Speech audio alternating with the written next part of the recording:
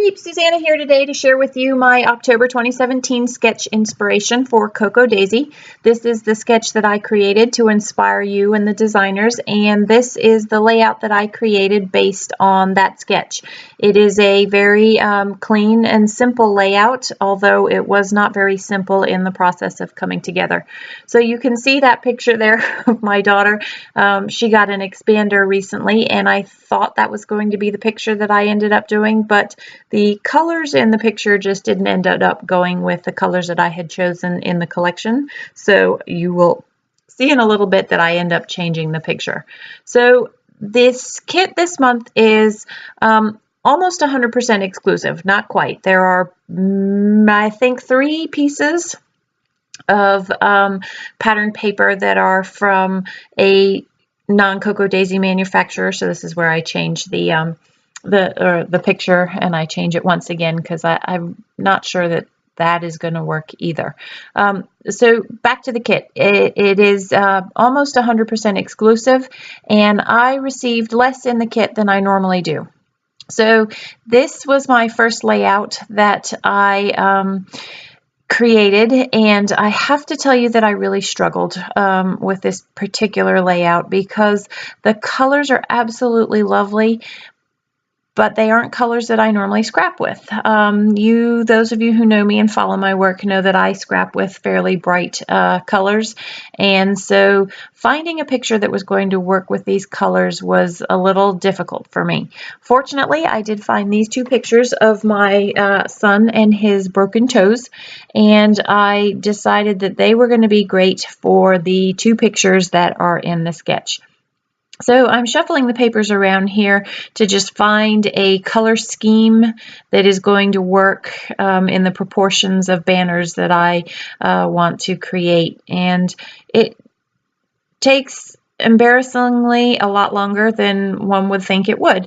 I also had a really hard time, because this was my first layout, cutting into whole pieces of paper in order to create banners, because I had to keep in mind future projects and what I might have wanted larger pieces of paper for. So retrospectively, this was probably not the best layout to start with. However, it is the first one that we are sharing with you, so it was what I needed to get done. So I found 4 strips, just as there are 4 banners, and I decided that those were going to work for me, but I wanted to back the pictures just for a little bit of crispness of the pictures and to make them stand out from those pattern papers. So I'm just quickly going to back them with a thin white border. I often print them that way, but did not happen to print these that way. As you can see, earlier I had these pictures sized 4x3 and was actually going to use them that size, and ended up trimming them down so that they fit the squares of the sketch. And they're actually much better as squares, because then you don't see quite as much of ugly teenage foot.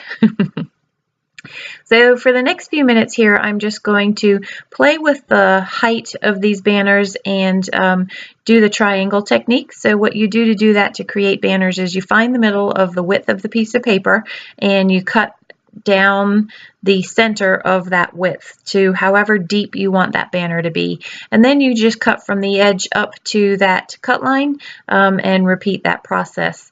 And rather than do for symmetry to the top and the bottom like I'm doing right there, I just fold the paper over. I don't crease it so that I don't have that crease, and then I can create a symmetrical banner from top to bottom. And so I'm just going to do the same thing for all 4 pieces of paper, but while I'm doing it, I decide to trim down either heights or widths of these.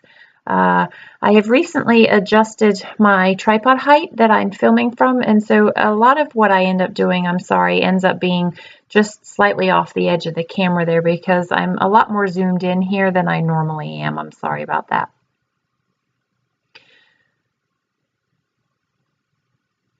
Just finishing up the 4th banner there, and as you can see on the sketch, that 4th banner to the right hand side of the page is a whole lot smaller, and so I do trim that down quite a bit more in order to give that symmetry as it moves across the page there.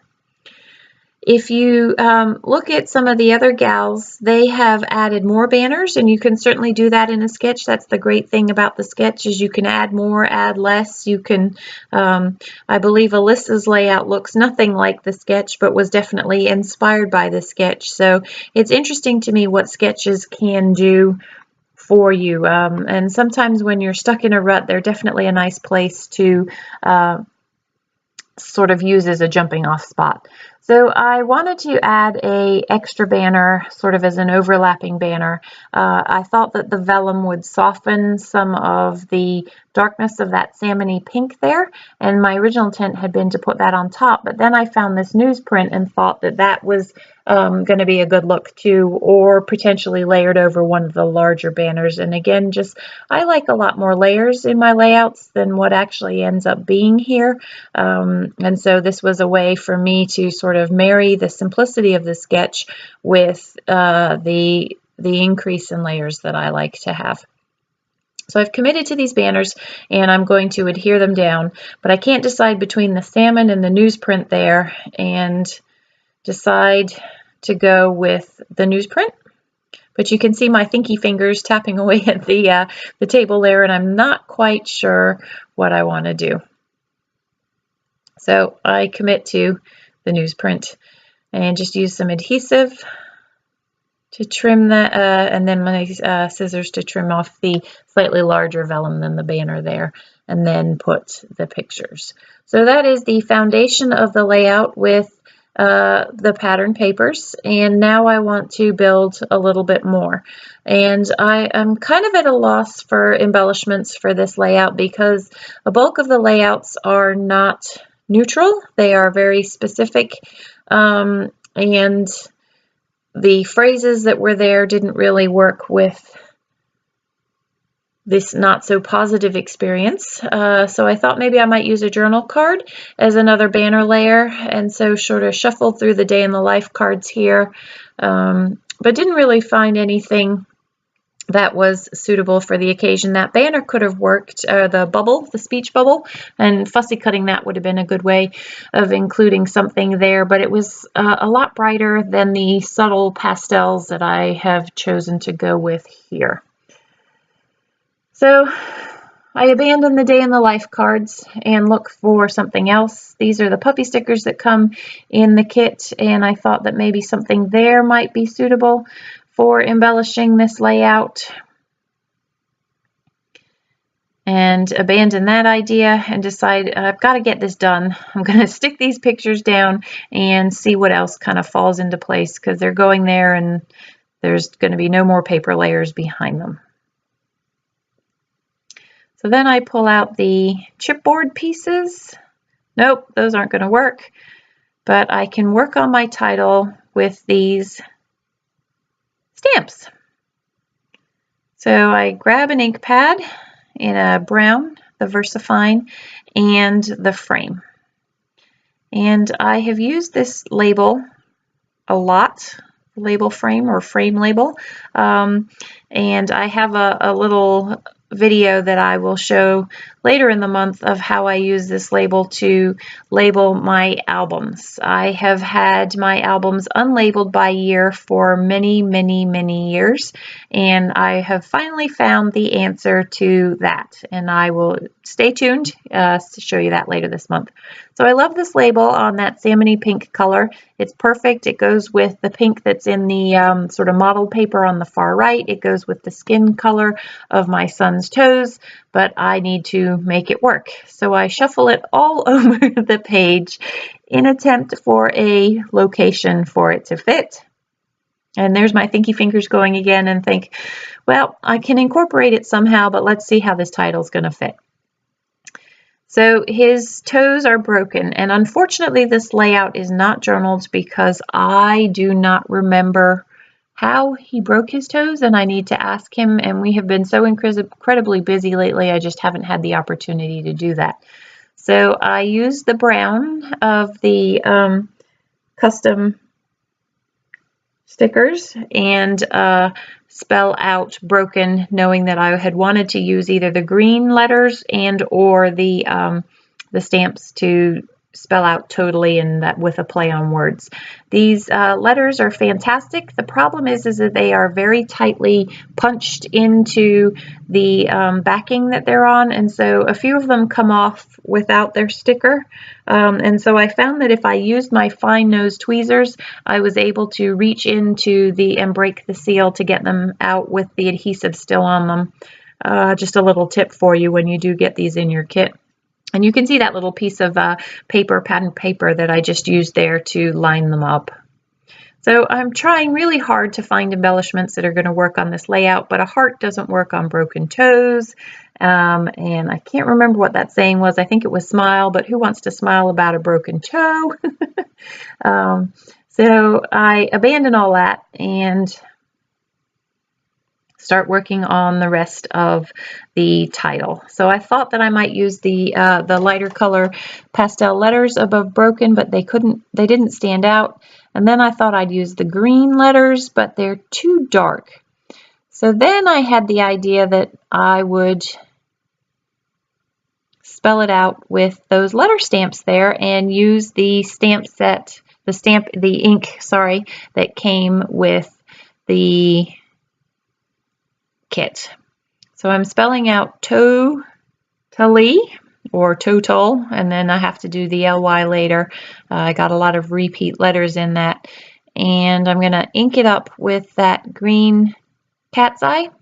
And I want to see what it looks like first because I would hate to stamp on there and then decide that I didn't like it. So I ink up the stamps, stamp them on a trial piece of paper and think that that looks perfect. Ink it up again and stamp it on my layout, and you will see it says OTUL because again, like I said before, I have to repeat those letters. So there's the T, and then we'll go in and do the L and the Y again. And I had to make sure that they were going to fit in there because I didn't leave myself a lot of room. And there we go. Clean off my stamps, and it's time to finish embellishing the layout. So I end up using the label there. That's where the journaling will go when I figure out exactly how this occurred. I was there, I just don't remember. We've had a really hectic September. So I thought I might use another banner out of the salmon color, that would go nicely to sort of that really big banner that the title is on, totally, it is really bothering me. And I thought by putting a smaller banner there that I could break up the size of that. But no matter how I trimmed this banner, I think with the pink that I had put in the stamped spot for the journaling, it wasn't going to work. So what I end up doing off camera is taking my brown pen and just putting a fine outline on it. And that again happens off camera. And then I take these chipboard pieces because I've got the broken in brown and then the Another Day banner in brown, and I needed a third piece to sort of wrap that up. So that's what I do there, and then I put a complementary arrow right there to broken. And that is going to wrap up this layout. So that is my interpretation of the sketch. There are going to be some close-ups to follow. Hope you are inspired by this sketch to play along and see what you can do with it, and be sure to check the blog and see what the other ladies do. Thanks for stopping in today, and see you soon. Take care.